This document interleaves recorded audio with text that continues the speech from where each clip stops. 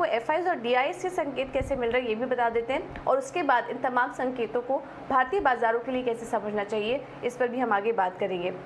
Cash market में देखें तो एफआईएस की तरफ से बिकवाली हुई है 2190 करोड़ के आसपास की, लेकिन उसके सामने डीआईएस की तरफ से खरीदारी का आंकड़ा है 2290 करोड़ का। इंडेक्स फ्यूचर में और इंडेक्स ऑप्शन में एफआईएस खरीदारी करके गए 1064 करोड़ की, और इंडेक्स ऑप्शन में देखेंगे तो करीब 1230 करोड़ की खरीदारी इंडेक्स ऑप्शन में भी एफआईएस करके गए हैं। तो एफआईएस के भी जो आंकड़े मिल रहे हैं वो कुछ यहाँ पर खरीदारी के आंकड़े ज़्यादातर दिखाई दे रहे हैं। हालांकि कैश मार्केट में जो बिकवाली है एफआईएस की तरफ से वो अभी भी जारी है। चलिए अब इन तमाम संकेतों को आज भारतीय बाजारों के लिए कैसे पढ़ना चाहिए, क्योंकि कल तो हमने देखा कि शानदार तेजी देखने को मिली थी। कल भारतीय बाजारों में सोमवार का पहला हफ्ता जो कारोबारी सत्र था काफ़ी अच्छी तेजी थी। तो ये तेजी कितनी टिकाऊ होगी ये भी समझना काफ़ी ज़रूरी होगा, और इस पर बात करने के लिए हमारे साथ इस वक्त जुड़ चुके हैं हमारे साथ इस वक्त मौजूद है मार्केट एक्सपर्ट अनीशा अकेडमी से नितिलेश पावस्कर इस वक्त हमारे साथ मौजूद है। नितिलेश, बहुत बहुत शुक्रिया इटीना स्वदेश को समय देने के लिए। कल तो हमने देखा था कि भारतीय बाजारों में शानदार तेजी देखने को मिली थी। आज के लिए कौन से लेवल्स देख रहे हैं आप, और सबसे इम्पोर्टेंट बात तो यही होगी कि ये तेजी और कितनी टिकाऊ है। क्या अब बेयर मार्केट में जो इतने समय से हम फंसे हुए थे, क्या अब उसको पार कर चुके हैं और आगे और रैली यहाँ पर देखने को मिल सकती है? Good morning ma'am. अगर हम लोग बात करेंगे निफ्टी की, तो कल का एक जो बाउंस बैक आया है निफ्टी में, तो मैं उसको एक सेलिंग की अपॉर्चुनिटी ही देखूंगा। निफ्टी अगर 16,380 से लेकर 16,400 इस रेंज में अगर आता है तो मैं थोड़ा सा यहाँ पे सेलिंग का ही व्यू बना के चलूंगा, लेकिन क्वांटिटी मेरी कम होगी। यहाँ पे थोड़ा सा मैं यहाँ पे बेचना पसंद करूंगा, और थोड़ा सा ऊपर में 16,550 के आसपास। स्टॉप लॉस की अगर हम लोग बात करेंगे तो 16,600 के आसपास हम लोग स्ट्रिक्टली स्टॉप लॉस मेंटेन करेंगे, 16,650 से लेके 16,660। अगर हम लोग देखेंगे टिपिकली जब हम लोग एक बड़े मंदी की तरफ जाते हैं तो ये ऐसे छोटे छोटे जो बाउंस बैक है उसको हम लोग सेलिंग की तरह ही देखना चाहिए। तो निफ्टी में मेरा जो व्यू होगा वो सेल ऑन राइज का ही होगा। ओके, तो निफ्टी और बैंक निफ्टी के लेवल्स आपको बता दिए गए हैं। कल एक बाउंस आया था, वहाँ से एक सेलिंग प्रेशर आज देखने को मिल सकता है, और एक्सजीएक्स निफ्टी भी उसको कहीं ना कहीं इंडिकेट कर रहा है। देखिए अब 0.5% नीचे एक्सजीएक्स निफ्टी आ चुका है, ऊपरी स्तरों से यहाँ पर गिरावट भी देखने को मिल रही है। तो ये कुछ लेवल्स आपको बता दिए गए हैं। इसके अलावा आज के लिए ट्रेडिंग आइडियाज़ क्या होंगे नितिलेश आज के लिए? जी मैम, मेटल में मुझे लग रहा है कि जो वीकनेस है वो कंटिन्यू रहेगी। बाउंस में बिकवाली करना है, लास्ट टाइम किया था और वहां से वेदांता और टाटा स्टील काफी करेक्ट हुए, तो फिर से मुझे टाटा स्टील में एक शॉर्टिंग अपॉर्चुनिटी दिख रही है। 1210 से लेके 1220 इस रेंज में अगर कुछ टाटा स्टील मिलता है तो हम लोग 1230 के स्टॉप लॉस के साथ इसमें फिर से एक शॉर्ट रिकमेंड करेंगे। 1170 रुपए का एक स्ट्रिक्टली स्टॉप लॉस, 1230 रुपए का एक स्ट्रिक्टली स्टॉप लॉस मेंटेन करेंगे, और 1170 रुपए का पहला टारगेट होगा। ठीक है, तो ये दो कॉल्स हैं। पहला तो डाबर यहाँ पर खरीदारी करने की राय है 515 और 520 के लक्ष्य के लिए। टाटा स्टील में हम देख रहे हैं मेटल्स शेयरों में पिछले 2 दिनों से अच्छी तेज़ी देखने को मिल रही थी, लेकिन अब वहाँ पर बिकवाली का प्रेशर आ सकता है, और 1170 के लेवल्स के लिए आप यहाँ पर बिकवाली कर सकते हैं। चलिए नितिलेश, बहुत बहुत शुक्रिया आपका समय देने के लिए और ये रणनीति भी सुझाने के लिए हमारे दर्शकों को। तो ये तो बात हुई इक्विटी मार्केट की, लेकिन आज एक्शन काफ़ी ज़्यादा रहेगा नतीजों के लिहाज से भी। कल बाजार बंद होने के बाद भी कुछ अहम नतीजे आए हैं, पहले वो देख लेते हैं, उसके बाद एक एक करके समझेंगे बाकी नंबर्स कौन से थे। तो भारतीय एयरटेल ने कल मार्केट बंद होने के बाद अपने चौथी तिमाही के नंबर्स घोषित किए। नतीजे कैसे रहे हैं ये पहले समझ लेते हैं, और सौमित हमारे साथ जुड़ चुके हैं डिटेल्स लेकर। सौमित बताइए भारतीय एयरटेल के नंबर्स कैसे थे? अगर आप कंसोलिडेटेड बेसिस पे नंबर देखेंगे तो एक स्लाइट मार्जिनल सा मिस देखने को मिला है एनालिस्ट एस्टिमेट्स के सामने। रेवेन्यू और एबिटा दोनों ही फ्रंट पे करीब 1% का मिस आया है। एनालिस्ट एक्सपेक्ट कर रहे थे जो रेवेन्यू होगा भारतीय एयरटेल का कंसोलिडेटेड बेसिस पे वो करीब 31,800 करोड़ रुपीज़ के आसपास होगा, बट जो नंबर आया है वो 31,500 करोड़ का है। बड़ी चिंता वाली बात नहीं है, जस्ट 1% का मिस है। अगर एबिटा की हम बात करें तो वो करीब 16,000 करोड़ के आसपास आया है, जो कि 9% हायर है कंपेयर टू लास्ट क्वार्टर।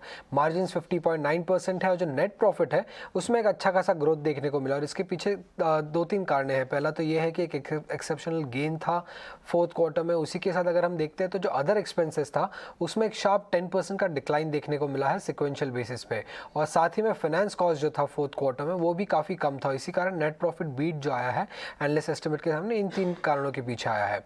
अब जो इंडिया का मोबाइल बिजनेस है जो कि की नंबर है भारतीय एयरटेल के लिए और की बिजनेस है, उसमें अच्छा खासा ग्रोथ देखने को मिला है। रेवेन्यू 9.5% से बढ़ गया है, एबिटा 12% से बढ़ गया है। आरपू जो नंबर जो है जो कि की नंबर है वो 178 रुपीज़ पे है जो कि 9% हायर है सिक्वेंशियल बेसिस पे, और सब्सक्राइबर बेस जो रहा है वो भी काफ़ी स्टेबल रहा है एट 32.6 करोड़। अब ये स्टेबल सब्सक्राइबर बेस और हायर आरपू के कारण ही अगर हम देखते हैं तो जो इंडिया मोबाइल बिजनेस आया है उन्होंने स्ट्रॉन्ग नंबर रिपोर्ट की है। उसके अलावा अगर हम देखें तो ब्रॉडबैंड बिजनेस का भी अच्छा खासा ग्रोथ हुआ है, रेवेन्यू और एबिटा दोनों ही 10% इंक्रीज हुआ है on a sequential basis. Enterprise business का जो ग्रोथ था वो भी इनलाइन था एनालिस्ट एस्टिमेट्स के सामने, और जो डीटीएच बिजनेस है इसमें थोड़ा सा सबड्यूड ग्रोथ आया है, इनफैक्ट एक डिक्लाइन देखने को मिला है टॉप लाइन के बेसिस पे अगर हम देखें तो। अब चूंकि एयरटेल लास्ट कंपनी था टेलीकॉम सेक्टर में जिन्होंने कंपनी रिपोर्ट अपने नंबर्स रिपोर्ट किए, और अगर हम कंपेयर करते हैं अब जियो और वोडाफोन आइडिया के सामने तो एयरटेल का जो ग्रोथ था वो काफ़ी हाई था कंपेयर टू जियो और वोडाफोन आइडिया, और लगातार दूसरे कंसेक्यूटिव क्वार्टर के लिए एयरटेल का जो ग्रोथ था वो बीट किया है जियो और वोडाफोन आइडिया को। और याद रखिएगा फोर्थ क्वार्टर में एयरटेल एक ओनली ऑपरेटर था जिन्होंने सब्सक्राइबर बेस बढ़ाया है, बाकी जियो और वोडाफोन आइडिया का अगर हम देखते हैं तो सब्सक्राइबर बेस डिक्लाइन हुआ है on a sequential basis. Okay, तो भारतीय एयरटेल के नतीजे रहे हैं। इनका जो टेलीकॉम कारोबार था जो कि इनका कोर है वो काफ़ी अच्छा प्रदर्शन वहाँ पर देखने को मिला, और अनुमान के मुताबिक ही कह सकते हैं नतीजे एयरटेल के देखने को मिले। चलिए, बहुत बहुत शुक्रिया सौमित ये सारी जानकारी देने के लिए। भारतीय एयरटेल के अलावा कल बाजार बंद होने के बाद कुछ और भी नतीजे आए हैं, एक एक करके उन्हें भी समझ लेते हैं, और ये नंबर्स बताने के लिए शरद हमारे साथ अब मौजूद है। शरद, गुड मॉर्निंग। बताइए और कौन कौन से नंबर्स आए कल बाजार बंद होने के बाद? गुड मॉर्निंग पूजा। तो सबसे पहले IOCL के आंकड़े के पे बात करेंगे। यहाँ पे थोड़े से वीक नतीजे देखने मिले, एनालिस्ट एस्टिमेट से थोड़े कम आए हैं। हालांकि अगर आय में देखें तो लगभग 11% का जो है लगभग 6% का सीक्वेंशियली बेसिस में ग्रोथ देखने मिला है। और याद रखिए जो GRM होती है, ग्रॉस रिफाइनिंग मार्जिन, वो जो है सबसे हाईएस्ट आई है अगर तिमाही में अगर आंकड़ों के हिसाब से बात करें तो ऑलमोस्ट 18.7 टू 18.9 डॉलर्स प्रति बैरल आई है। और इसके अलावा जो है IRB इंफ्रा फोकस में रहेगा, थोड़ी सी वीक नतीजे देखने को मिले। और ऑफकोर्स इसके कारण है कि ऑफकोर्स जो आपके जो कॉस्ट्स हैं उसमें बढ़ोतरी हुई है, और जो इंफ्रा में जो ऑर्डर जो जनवरी में देखने मिले थे उसमें जो है इम्पैक्ट देखने मिले कोविड के रिस्ट्रिक्शंस के कारण। हालांकि ऑर्डर बुक स्ट्रांग है EPC की, तो ये एक इंपॉर्टेंट बात रहेगी। डॉक्टर लाल पैथलैब्स भी फोकस में रहेगा, मिले जुले नतीजे आए हैं। और मैनेजमेंट की जो गाइडेंस है उन्होंने भी हमसे बातचीत की, तो उन्होंने कहा कि जो आपके जो जनवरी की मंथ को अगर आप निकाल दें तो फरवरी और जो मार्च के नंबर्स हैं वो जो है ऑलमोस्ट प्री कोविड लेवल्स के लिए आ गए। हालांकि अभी भी मार्जिन्स में दबाव जो है बना हुआ है। DLF फोकस में रहेगा। और अब याद रखिए रियल एस्टेट कंपनीज़ की जो अर्निंग्स होती है कभी कभी सीजनल होती है, तो बुकिंग्स कभी कभी कम हो जाती है, तो इसमें आप देख सकते हैं हाई बेस ऑलरेडी था पिछले साल में, तो अभी जो है DLF के आंकड़े थोड़े वीक देखने मिल रहे हैं। तो ये स्टॉक पे भी आप ज़रूर फोकस रखिएगा। ऑफ कोर्स इनके जो ऑर्डर्स होते हैं और इनके जो सेल्स के बुक्स होते हैं वो भी एक इंपॉर्टेंट कमेंट्री होता है ट्रैक करने को। जुबिलेंट इंग्रेविया फोकस में रहेगा। यहाँ पे आप देख सकते हैं 90% का ग्रोथ देखने मिला है रेवेन्यू में, और ये बहुत शानदार आंकड़े आए हैं। हालांकि मार्जिन्स में ज़रूर दबाव है 600 बेसिस पॉइंट्स का, क्योंकि आपके प्राइस इरोजन भी हो रही है मार्केट्स में और एक्सपोर्ट्स में भी दबाव बना हुआ है। नोसिल के भी नतीजे अच्छे आए हैं ईयर ऑन ईयर बेसिस पे। हालांकि सिक्वेंशियली थोड़ी सी डाउनटिक ज़रूर देखने मिली है, लेकिन नोसिल के अच्छे नंबर्स पोस्ट किए गए, स्पेशली मार्जिन के आंकड़े ये मैंने देखा तो इस पे लगभग 780 बेसिस पॉइंट्स का जंप है, और ये एक इम्पॉर्टेंट स्टॉक रहेगा आज दिन के ट्रेड में ट्रैक करने को। फेयरकेम ऑर्गेनिक्स भी फोकस में रहेगा। हालांकि वीक नतीजे हैं, टॉप लाइन में भी जो है डाउन ग्रोथ देखने मिला है, और मार्जिन में और जो आप कह सकते हैं बॉटम लाइन नंबर्स वहाँ पे भी दबाव देखने मिला है। मिंडा कॉप जो है मिक्स रहे हैं, MCF भी जो है मिक्स रहे हैं, और आखिर में गैलेक्सी सर्फेक्टेंट्स है उनके बारे में भी कहूँगा जहाँ पे स्ट्रॉन्ग नतीजे देखने मिले हैं। ओके, तो स्ट्रॉन्ग नतीजे गैलेक्सी सर्फेक्टेंट्स की तरफ से और इसके अलावा भी ढेर सारे नतीजे कल बाजार बंद होने के बाद आए हैं, जो कि शरद ने आपको एक एक करके बताए। चलिए, अब इसके अलावा ये भी बात कर लेते हैं कि खबरों वाले शेयर्स कौन से हैं। शरद, प्राइमरी मार्केट भी काफ़ी फोकस में है, आईपीओ से जुड़ी भी डिटेल्स आ रही है और ढेर सारी खबरें भी आई कल बाजार बंद होने के बाद, एक एक करके वो भी बताइए। जी बिल्कुल, सबसे पहला जो आईपीओ मार्केट में रहेगा ईथॉस जो है, जो भी वॉचेस आप खरीदते हैं, आप स्पेशली रिटेल के जो एक्सपेंसिव वॉचेस होते हैं या अच्छे ब्रांड के होते हैं, वो कंपनी की जो आईपीओ आज आ रही है, खुल रही है, इशू हो रही है। प्राइस बैंड लगभग 836 to 878 रुपीज़ का है और देखा जाए तो आईपीओ साइज लगभग 472 करोड़ का है। इसके अलावा पारादीप फॉस्फेट्स का दूसरा दिन है, आईपीओ का दूसरा दिन लगभग, लेकिन मिले जुले जो है रिस्पॉन्स देखने मिला वो सिर्फ 30% भरा है। और भारतीय एयरटेल भी फोकस में रहेगा। यहाँ पे एक मैनेजमेंट रीजेक हुई है, यहाँ पे फॉर्मर कैबिनेट सेक्रेटरी पीके सिन्हा को जो है नियुक्त किया गया है। इसके अलावा जो है गोपाल विट्ठल जो एमडीसी हैं, उनको जो है रीअपॉइंट किया गया अगले 5 साल में। आईओसीएल का बोनस इशू का ऐलान हुआ है 1:2 के रेशियो पे, और याद रखिएगा जो डिविडेंड यील्ड है लगभग 3% का रहेगा। मोतीलाल ओसवाल फाइनेंशियल सर्विसेज का भी बायबैक का ऐलान आया है, 160 करोड़ का रहेगा। बायबैक का अमाउंट है 1100 रुपये प्रति शेयर और ये जो है ऑलमोस्ट 30% प्रीमियम है, तो ये ज़रूर स्टॉक को याद रखिएगा। अशोका बिल्डकॉन भी फोकस में रहेगा। यहाँ पे एनएचएआई से ऑर्डर आई है लगभग 1080 करोड़ की, और उसी तरफ जीआर इंफ्रा प्रोजेक्ट से यहाँ पे भी ऑलमोस्ट 1744 करोड़ का जो है आपको ऑर्डर देखने मिला है। एक ही एनर्जी में ज़रूर इसको पॉइंट आउट करेंगे, क्यों? क्योंकि एसएबी बोर्ड से जो मेन बोर्ड पे आ चुकी है, तो ये जो है एक इंपॉर्टेंट स्टॉक रहेगा। हालांकि ये माइक्रो कैप स्टॉक्स है, लेकिन ज़रूर जो है आप इसको अपने ध्यान पे रखिए। और इसके जो बोनस इशू है वो भी 3:1 का ऐलान कर दिया गया है। कजारिया सेरामिक्स रहेगा। यहाँ पे जो है कंपनी ने विड्रॉ कर ली है कि अपनी कैपेक्स की प्लान, लगभग 210 करोड़ रुपए जो है वो गुजरात के प्लांट में लगाने वाले थे, लेकिन जो नेचुरल गैस प्राइस में बढ़ोतरी हुई है उसके कारण जो है ये प्रोजेक्ट है वो अब वायबल नहीं है, कंपनी के तरफ से कहा गया है। लेकिन सफायर फूड्स का एक इंटरेस्टिंग मैनेजमेंट कमेंट्री आया है, स्पेशली उनके श्रीलंकन मार्केट्स को लेके। उनका एक्सपोजर है श्रीलंका में और वो बहुत एक पॉजिटिव गाइडेंस दी है और कह रहे हैं कि अप्रैल में मार्केट शेयर गेन हुआ है, बिकॉज ऑफ कोर्स ये जो है अब एक बहुत अच्छी ग्रोथ देखने मिली है और जो एबिटा मार्जिन है 20% का ग्रोथ का एक्सपेक्टेशंस है, और उस एक्सपेक्ट करें कि जो स्टोर काउंट है श्रीलंका में 2 गुना बढ़ जाए। तो सफायर की कमेंट्री बहुत स्ट्रांग आई है। ओके, तो सफायर की कमेंट्री काफ़ी स्ट्रॉन्ग आई है। श्रीलंका कारोबार को लेकर 20% कामकाजी मुनाफे का लक्ष्य है, तो इस वजह से ये स्टॉक फोकस में रहेगा। और कुछ आईपीओ भी आज, प्राइमरी मार्केट भी आईपीओ के चलते आज फोकस में रहेंगे। बहुत बहुत शुक्रिया शरद, ये सारी जानकारी देने के लिए। तो ढेर सारी खबरें हैं, ढेर सारे नतीजे भी आए हैं और उन नतीजों पर हमने देखा कि ब्रोकरेज हाउस की रिपोर्ट्स भी निकल कर आई हैं। तो ब्रोकरेज हाउस की रिपोर्ट्स क्या कह रही हैं ये भी समझ लेते हैं, और आशीषा हमारे साथ जुड़ चुकी हैं पूरी डिटेल्स कंपाइल करके। आशीषा, गुड मॉर्निंग, बताइए ब्रोकरेज हाउस की रिपोर्ट्स किन किन कंपनियों पर आई? हाय, गुड मॉर्निंग। सो भारतीय एयरटेल के कल नतीजे आए थे मार्केट आवर्स के बाद, उसी के चलते 2 रिपोर्ट आई है। पहली रिपोर्ट जेफरी से है, जहां उन्होंने खरीदारी की राय बरकरार रखी है। टारगेट प्राइस दिया है 880 रुपीज़ पर शेयर का। उन्होंने कहा कि Q4 में भारतीय एयरटेल ने अच्छा खासा वॉल्यूम ग्रोथ रिपोर्ट किया है। भारतीय आगे चलते हुए FY 22 से 25 के पीरियड में 20% का EBITDA CAGR ग्रोथ रिपोर्ट कर सकता है, ऐसा जेफरीज का मानना है, और इसीलिए उन्होंने खरीदारी की राय दी है। टारगेट दिया है 880 रुपीज़ पर शेयर का। CLSA की भी एक रिपोर्ट आई है भारतीय एयरटेल पर, उन्होंने भी खरीदारी की राय बरकरार रखी है। टारगेट दिया है 953 रुपीज़ पर शेयर का। उन्होंने कहा कि Q4 FY 22 में इंडिया के मोबाइल रेवेन्यूज और EBITDA उनके एक्सपेक्टेशन से अच्छे आए थे। 4G सब्सक्राइबर एडिशन देखा हमने इस क्वार्टर में। ARPU यानी एवरेज रेवेन्यू पर यूजर भी उनके एक्सपेक्टेशन से अच्छे आए थे, और इसीलिए उन्होंने खरीदारी की राय बरकरार रखी है। डॉक्टर लाल पैथ लैब के भी नतीजे आए थे और उसी के चलते CLSA ने भी क्वाली की राय बरकरार रखी है। टारगेट दिया है 2100 रुपीज़ पर शेयर का। उन्होंने कहा कि रिस्क रिवॉर्ड अभी भी अनफेवरेबल है डॉक्टर लाल पैथ लैब्स के लिए इस इंडस्ट्री में बढ़ती कंपटीशन के कारण।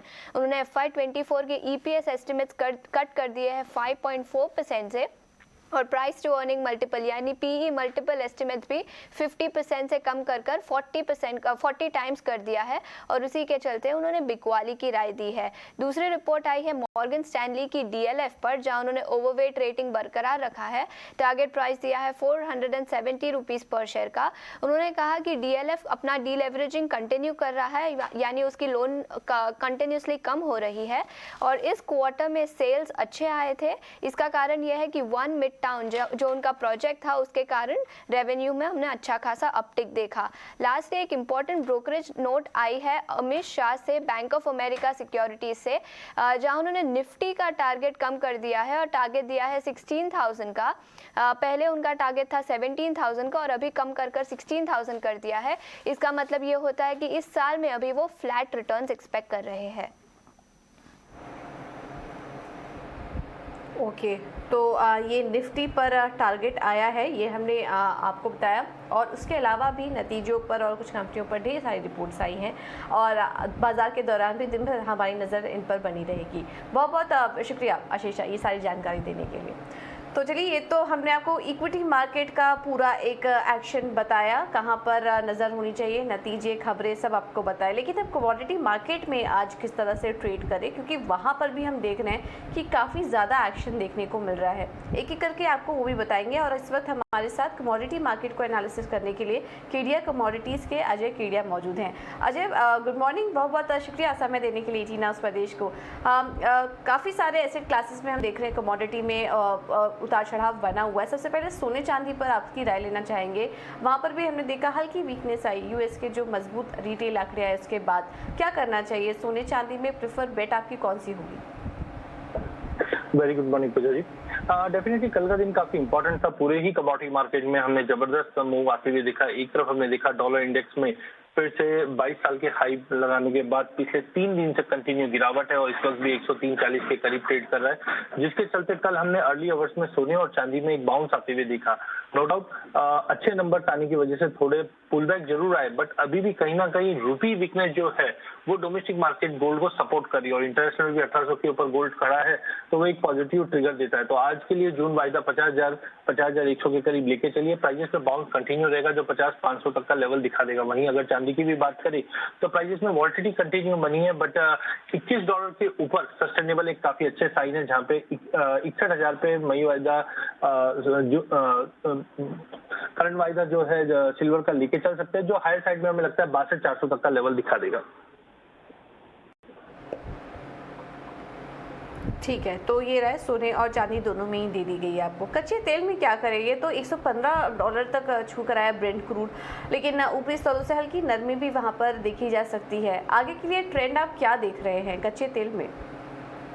देखिए, मुझे लगता है कच्चा तेल एक बड़े दायरे में रहेगा, बिकॉज दोनों साइड की स्टोरीज हम देख रहे हैं। एक तरफ हम देख रहे हैं चाइना मार्केट ओपन हो रहा है, जिसकी वजह से डिमांड वापस रिकवर होते हुए दिखाई दी, बट दूसरी ओर देख रहे हैं कि बाइडेन एडमिनिस्ट्रेशन ट्राई कर रही है कि मार्केट में और सप्लाई बढ़ाई जाए। इससे पहले हमने देखा कि जो रिजर्व्स है उसको ओपन अप कर रही है। अब हमने कल देखा कि जो वेनेजुएला पे सैंक्शंस किए लगे हुए थे उसको कहीं ना कहीं ईज आउट करने की बातें हो रही है, जिसके चलते कल हमने हाई लेवल से थोड़ी बहुत गिरावट जरूर आती हुई देखी, बट अभी भी कहीं ना कहीं अगर हम देखें तो $112 के करीब ट्रेड का, तो वॉल्टिलिटी मार्केट में कंटिन्यू रहेगी।